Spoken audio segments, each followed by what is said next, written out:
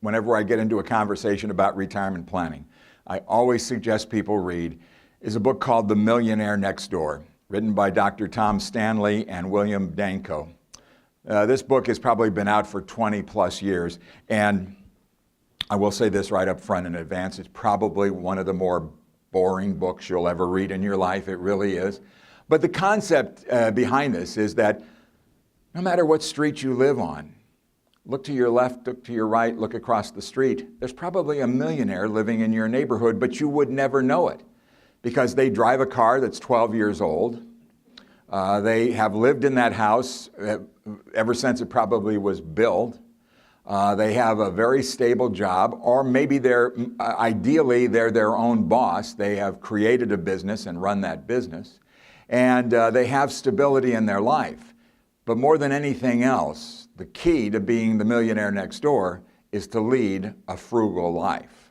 To lead a frugal life, and that's challenging in the world we live in today, which is so oriented toward being consumers and consuming.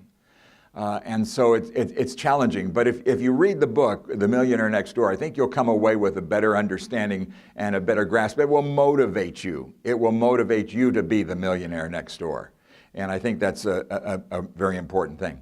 I have all kinds of investment heroes, and I'll go through a bunch of them as we talk along here. But one of them is John Bogle. John Bogle, B-O-G-L-E. His fan club are called Bogleheads. True thing.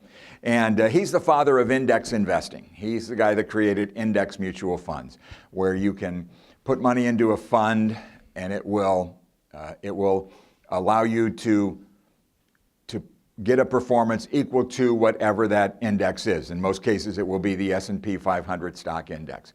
And when that was first created about 25 years ago, maybe even more than that, people thought he was crazy because they said, why would anybody be willing to accept just the return of an index when you can go out and hire a professional to do a much better job than that? Well, we now know today that about 85% of professional money managers fail to match the S&P 500. And they charge you a lot of money to do a bad job. Okay? When you invest in index mutual funds, the fees are very low, almost non-existent, 0.1%. And you're really going to see that long term it pays off handsomely. Warren Buffett, another obviously great investor, writes a letter for his company, which is called Berkshire Hathaway. And you should all go to the website, Berkshire Hathaway, that's berkshirehathaway.com. And Buffett, of course, is probably one of, if not the greatest investor of all time. He's perceived to be a very, very great investor. And he's worth, I think, like around $65 billion, something like that, okay? And he has often said that when he dies, he will die penniless, because all the money he has will be donated to charity when he dies. But obviously, he's taken care of his kids and grandkids, and in his will and his estate, he's left bequest, what he calls small amounts of money that he's bequesting to certain individuals. I'm confused by that, because if you have $65 billion, what do you consider a small amount of money? That's hard to figure out. Maybe it's $1 million a piece, that's walking around money for a guy like Buffett.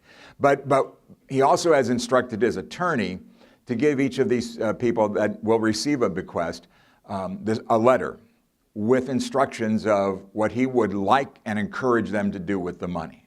Okay? Now, this is a guy that's famous for his ability to select great companies to invest in the stocks of great companies over time.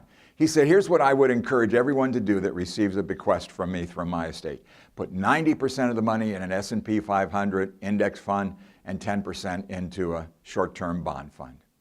So here's the greatest investor, the greatest stock picker of all time, telling people that he loves and trusts to put the money they're going to get from him in an S&P 500 stock fund. I think that's the great foundation for every retirement account, for every personal investment account. And to go back to Bogle, Bogle said there are two things that will sabotage your success as an investor. And neither of them have anything to do with the volatility of the stock market. Okay? He said the two things that will sabotage you, that you can control, are taxes and fees. And if you can control those two things, you'll be very successful as a long-term stock market investor. And that's why he had such great success bringing to the market these index mutual funds. Fees are really, in many cases, very debilitating. And taxes, obviously, are not going to get any better.